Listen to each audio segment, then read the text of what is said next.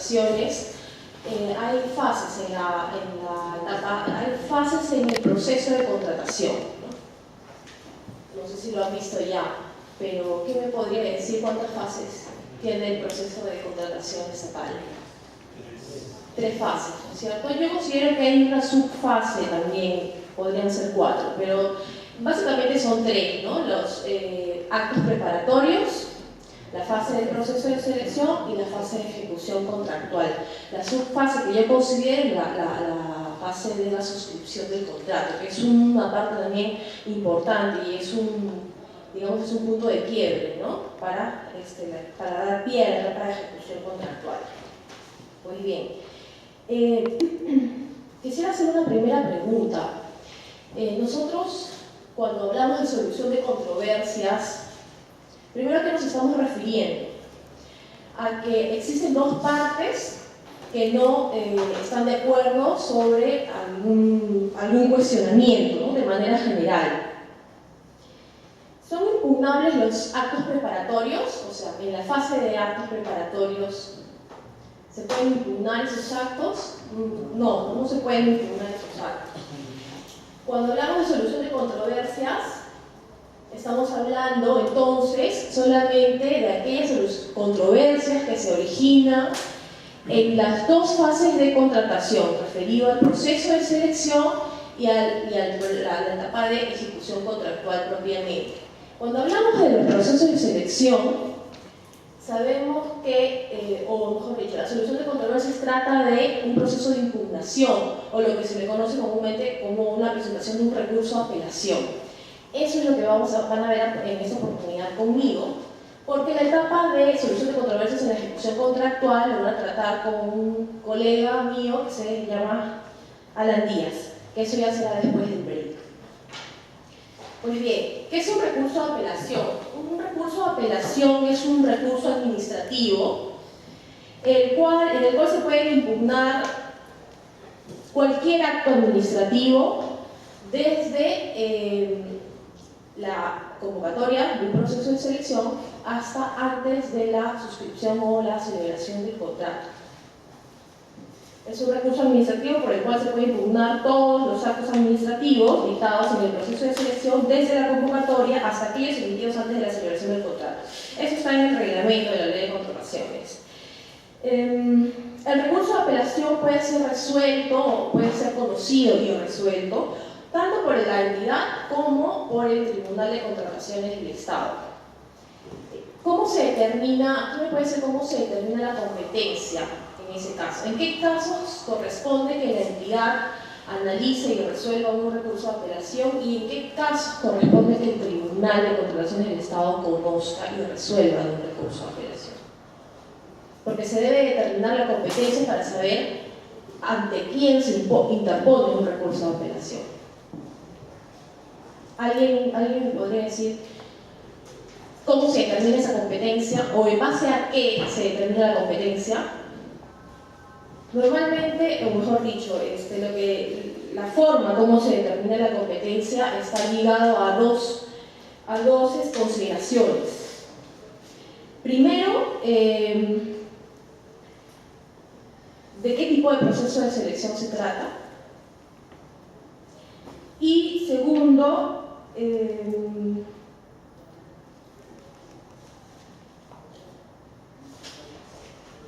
¿qué es lo que necesita? ¿Qué es lo que se va a impugnar? ¿No? Por ejemplo, en el caso de los procesos de selección, mejor dicho, los recursos de impugnación que sean interpuestos en una adjudicación directa selectiva o en una adjudicación de menor cuantía serán resueltos por la entidad. Entonces, en función al tipo de proceso de selección, podemos decir que el Tribunal de Contrataciones se dedicará a absolver aquellos recursos de apelación que son licitaciones públicas, concursos públicos, adjudicaciones directas públicas y menores cuantías que sean derivadas de concursos públicos o licitaciones, ¿no? Procesos mayores, ¿no? Porque las menores cuantías simples las ve la entidad. Antes con la antigua norma se establecía, no sé si recuerdan, en base a la UIT, ¿no? Antes se establecía que los procesos que eran convocados de las 600 UITs para arriba eran vistos por el Tribunal de Contrataciones y las demás por la entidad. En este caso, la norma vigente, me refiero, ¿no? Los procesos, los recursos de apelación se identifican o se determina la competencia en base al tipo de proceso de selección. ¿Qué pasa en el caso de que se impugne un ítem? ¿Cómo se determina ante qué, si lo ve la entidad o si lo ve el tribunal? ¿Cómo se determina la competencia? En caso que no es un proceso de selección convocado por ítems y yo solo estoy participando en un ítem, o en todo caso no estoy de acuerdo con la decisión del comité especial en un ítem porque considero que debieron otorgar a mi representada la buena pro de ese ítem. ¿Cómo se determina esa competencia? ¿Alguien podría decir cómo se determina?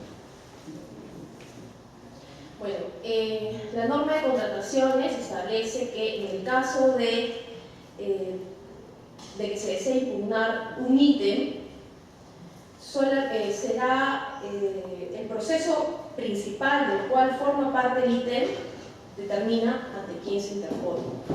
Entonces, si el ítem que yo deseo impugnar forma parte de una adjudicación directa selectiva, el recurso que me tocará interponer será ante la entidad. En el caso ¿en qué casos no importa el tipo de proceso de selección? Y que se debe de conocerlo de todas maneras en el Tribunal de Contrataciones. ¿En qué caso no hago esa distinción? No me interesa si es que es una adjudicación directa selectiva, pública, licitación pública, concurso público, no me interesa qué tipo de proceso de selección sea. Siempre lo voy a interponer ante el tribunal. Por ejemplo, es una menor cuantía o es una ADS, ¿ante quién lo tengo que interponer ante el tribunal? ¿Por qué? ¿En qué casos? En los casos que se trate de nulidades y en los casos que se trate de cancelaciones, si es que el titular de la entidad cancela el proceso o declara dentro de sus facultades la nulidad del proceso de selección, en este caso de una menor cuantía, por ejemplo, o de una adjudicación directa selectiva, por ejemplo, y yo no estoy de acuerdo con esa nulidad y con esa cancelación, ¿se puede impugnar la nulidad y la cancelación? Sí se pueden impugnar. No me interesa qué tipo de proceso de selección sea, lo voy a interponer ante el Tribunal de Contrataciones del Estado, no ante la entidad.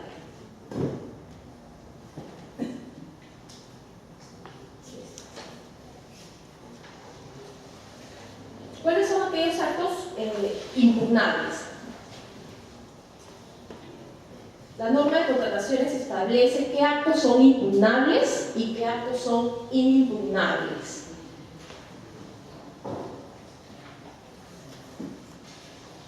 Hemos dicho ya al principio que los actos preparatorios no son impugnables, ¿cierto?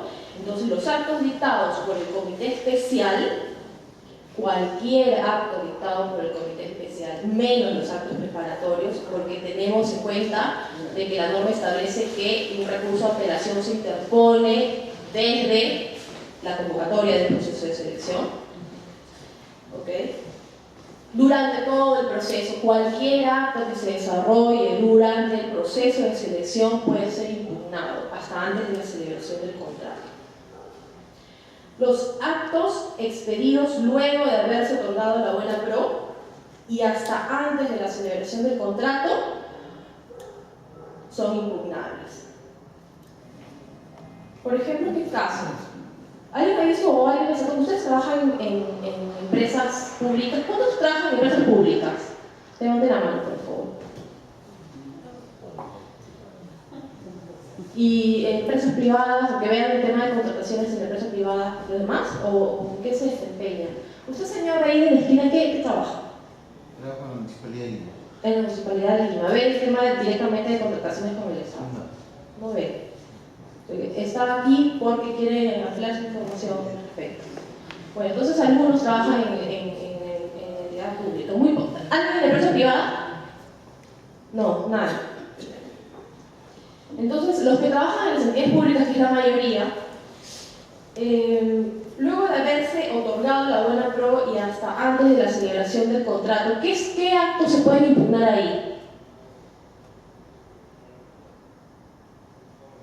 Por ejemplo, ¿qué acto? La suscripción del contrato. O los actos tendientes a la suscripción del contrato, por ejemplo, la remisión de la documentación para la firma del contrato, ¿se puede impugnar?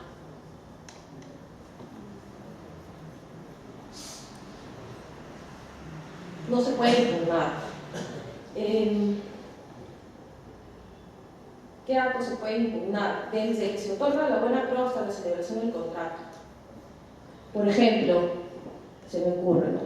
La entidad otorga la buena prueba. Otorga la buena prueba. Perfecto. Nadie impugnó. Toca firmar el contrato. Pero, de repente, Contraloría realiza una fiscalización posterior a los documentos que se presentaron durante el proceso de selección y determina, según su informe, de que el ganador de la buena pro presentó información que no corresponde a la realidad o que presentó información falsa o inexacta. En ese caso, y en ese caso la entidad decide declarar la nulidad de oficio del proceso. Ya se otorgó la buena pro, estamos en la etapa de luego de haberse otorgado la buena pro, antes de la suscripción del contrato, y la entidad declara la nulidad de oficio del proceso. Yo, como adjudicatario de la buena pro, puedo no estar de acuerdo porque considero que no he presentado ninguna información falsa, que el informe de la Contraloría no se ha llevado a cabo de acuerdo tal vez al debido procedimiento, no me dieron la opción de poder cuestionar o de defenderme en ese proceso de fiscalización y no estoy de acuerdo con la declaración de nulidad de la entidad. Entonces, en ese caso, puedo interponer un recurso de apelación, como ya dijimos, ¿ante quién? Ante el Tribunal de Contrataciones, exacto. Este es un ejemplo, por ejemplo, de actos expedidos luego de haberse otorgado la buena pro y hasta antes de la celebración del contrato. También es impugnable los actos emitidos por el titular de la entidad que afecten la continuación del proceso, distintos de aquellos que resuelven los recursos de apelación, tales como nulidad de oficio, cancelación de suyo de los vivos. ¿Ante quién se interpone? Ante el Tribunal de Contrataciones del Estado. ¿Cuáles son los actos no impugnables? Los que no se pueden impugnar. Como ya dijimos, los actos preparatorios, las actuaciones y todos los actos preparatorios de la entidad convocante destinadas a organizar la realización del proceso de selección. ¿Cuáles son los actos preparatorios? Todos los actos que, como su mismo nombre lo indican, preparan o hacen posible la ejecución de un proceso de selección para seleccionar a la mejor propuesta y poder finalmente contratar con la entidad. Todos esos actos preparatorios son el estudio de mercado, ¿no? El estudio de mercado que comprende pues, la revisión de los valores referenciales anteriores, ¿no? La solicitud de cotizaciones, todo lo que implica un estudio de mercado. Entonces, ¿ese estudio de mercado es impugnable o no es impugnable? El acto de aprobación del expediente de contratación no es impugnable. El acto por el cual se aprueban las bases no es impugnable. Entonces, todos esos actos preparatorios no son impugnables. ¿Por qué no son impugnables? ¿Por qué no son impugnables los actos preparatorios? Porque, claro, lo realiza la misma entidad, ¿no? Y hay algo fundamental de por qué, en realidad puede resultar hasta redundante, pero es lógico, ¿no? Estos actos son inimpugnables porque la ley lo establece. O sea, en el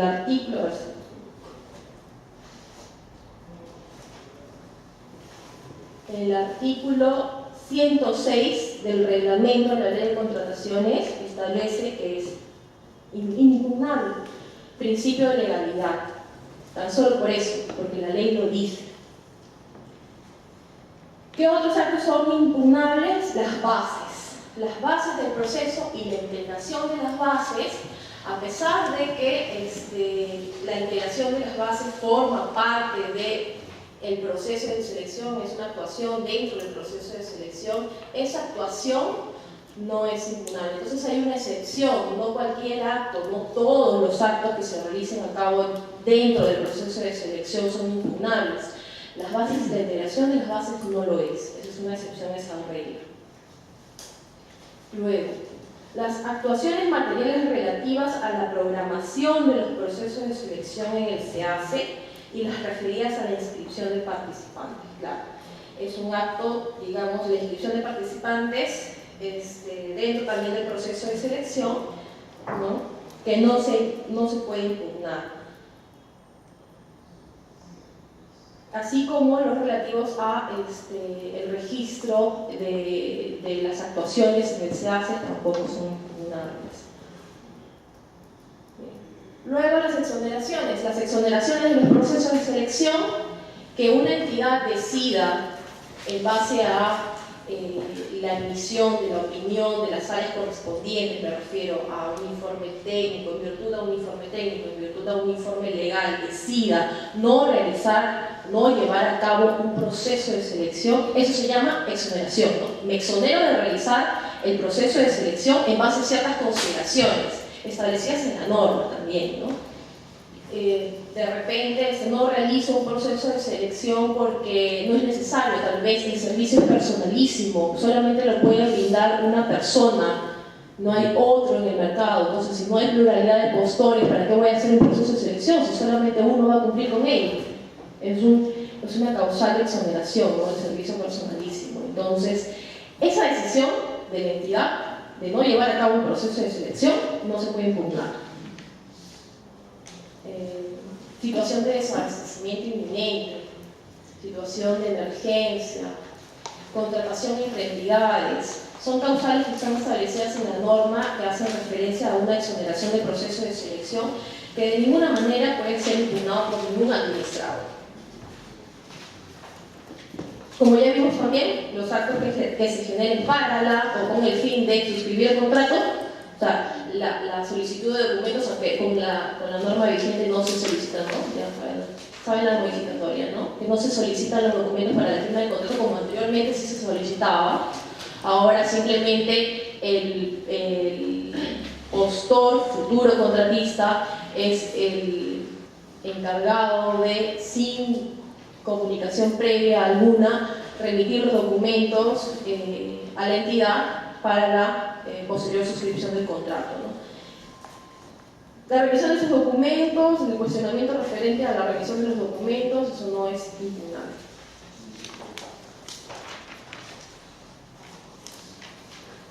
Ok, el plazo para interponer el recurso.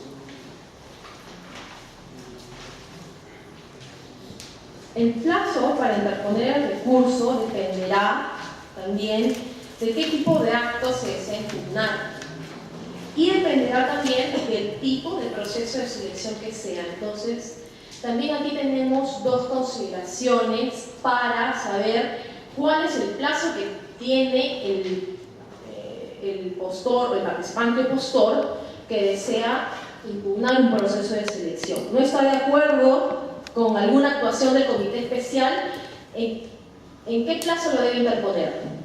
¿No?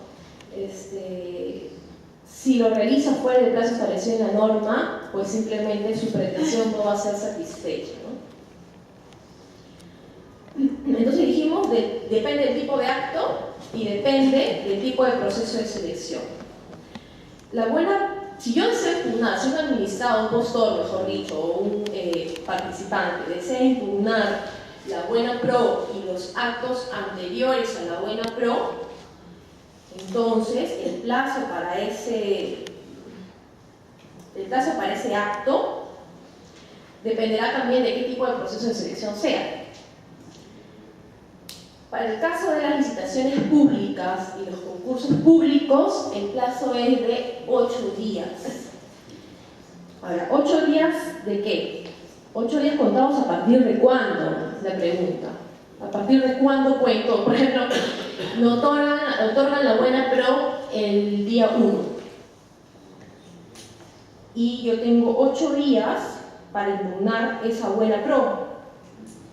¿Cuándo culmina? ¿Cuándo sería el plazo máximo que yo tengo para poder presentar el recurso?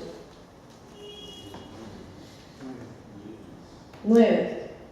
O sea, desde el día siguiente de otorgar la buena pro. O sea, cuento el día 2, 3, 4, 5, 6, 7, 8, 9, ¿no? En el caso que sea una licitación pública o un concurso público, ¿no? Entonces, el día 9 será el último día, es verdad. Ahora, pero acá hay una cuestión que no debemos de dejar de lado, debemos de precisarla, mejor dicho. La norma de contrataciones no establece o no dice se interpone el recurso dentro de los 8, mejor dicho, desde el día siguiente, ¿no? No lo dice, ¿no? No dice que se cuenta desde el día siguiente. ¿Por qué nosotros sabemos que es desde el día siguiente? En la norma establece en realidad, en el artículo 107 que habla del reglamento, ¿no? Que habla de los plazos para interponer el recurso, dice lo siguiente: la apelación contra el otorgamiento de la buena pro o contra los actos dictados con anterioridad a ella debe interponerse dentro de los 8 días hábiles siguientes de haberse otorgado la buena pro. Antes estaba la redacción con la norma anterior, decía y se prestaba confusión porque no se sabía si se contaba el mismo día del otorgamiento de la buena pro o se contaba desde el día siguiente. En cambio, cuando ahora la norma señala y dice dentro de los 8 días hábiles siguientes, quiere decir que si a mí me otorgan la buena pro el 1, si que se otorga la buena pro el 1, el primer día hábil siguiente sería el 2. Entonces, desde el 2 hasta el 9 hay 8 días. Dentro de esos días, el 2, 3, 4, 5, 6, 7, 8 o 9, yo puedo interponer el recurso de apelación. Como máximo el 9. ¿No? Hacemos esa precisión. Para el caso de adjudicaciones directas públicas y adjudicaciones directas fictivas y adjudicaciones de menor cuantía, el plazo no es de 8 sino de 5 días. El mismo razonamiento que hemos efectuado, pero no 8 sino 5.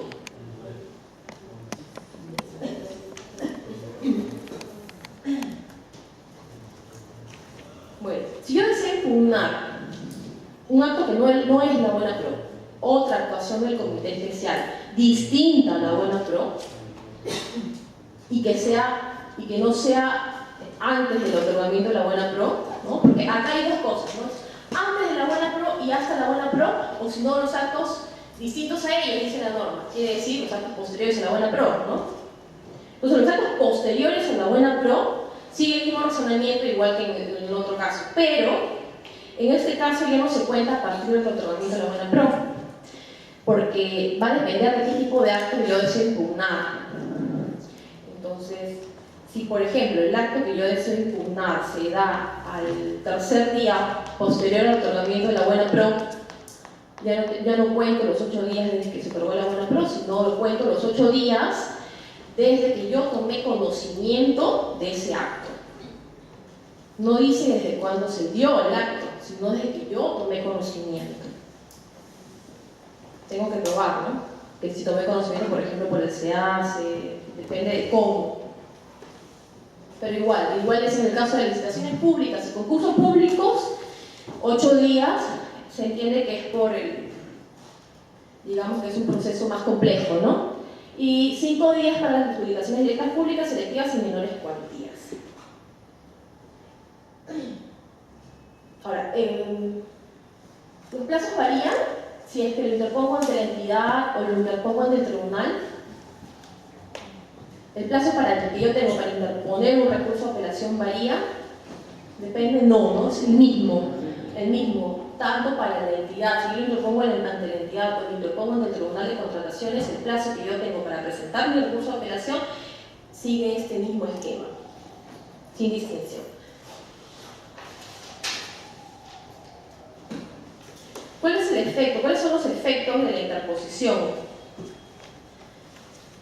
La interposición del recurso de apelación suspende el procedimiento, suspende el proceso de selección, o el ítem, etapa, lote, paquete, tramo. Todos ellos se suspenden. Son nulos los actos posteriores a su interposición. ¿Qué pasa en el caso que lo he visto? Cuando la apelación, por ejemplo, está en el tribunal, se interpone un recurso de apelación ante el Tribunal de Contrataciones del Estado y la entidad declara, por ejemplo, observó un vicio en el procedimiento. Según la ley de contrataciones del Estado, le faculta a la entidad, en casos de que observe vicios en el procedimiento o la aplicación de una norma que no corresponde, de declarar la nulidad de oficio del proceso. ¿Qué pasa si, cuando está en curso el proceso de selección del tribunal, la entidad decide, porque se dio cuenta, y decide declarar la nulidad del proceso de selección? Y lo registra en el SEAS. Se registra en el SEAS, nulidad de oficio del proceso. Ese acto es nulo. O sea, la entidad no puede hacer ningún acto, si es que primero no espera la resolución del Tribunal de Contrataciones. ¿Y qué pasa si es que es la entidad la misma que desea resolver? O sea, la entidad tiene que resolver un recurso de apelación porque se presentó. Sin embargo, por otro lado, ¿no? El área legal, en virtud a una opinión técnica o a una consulta del área técnica, sugiere declarar la nulidad del proceso. ¿Qué hace? ¿Qué hace en ese caso? Tiene que resolver un recurso de apelación, pero también tiene la facultad de poder declarar la nulidad del proceso. Y está en su cancha. ¿Qué piensa? ¿Qué podría ser la entidad? Ante el tribunal es claro, ¿no? El tribunal tiene que resolver sí o sí y la entidad no puede hacer nada, tiene que esperar. ¿Y qué pasa con la entidad?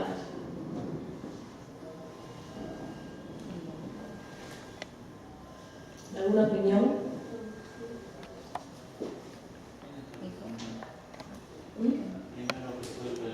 Primero resuelve el recurso de apelación. Bueno, claro, tendría que resolver de todas maneras el recurso de apelación porque si no estaría vulnerando el derecho del administrado, ¿no? Pero en esta situación, dentro del recurso de apelación, si obra mérito suficiente para declarar nulidad, lo puede hacer. La entidad lo puede hacer. En la misma resolución del recurso de apelación, si es que la entidad observa un vicio de nulidad, puede declarar la nulidad de oficio del proceso. Y si declara la nulidad de oficio del proceso, porque observó un vicio de nulidad, no es necesario que se pronuncie sobre los demás cuestionamientos. Es interesante, ¿no? Esta posición, porque hasta qué punto se vulnera tal vez el derecho del administrado. Es interesante, porque de ahí la entidad podría, ¿no?, tratar, si es que se comete actos irregulares, de no favorecer a un postor, porque se ve, ¿no? Se ve en estos casos. Pero puede ser.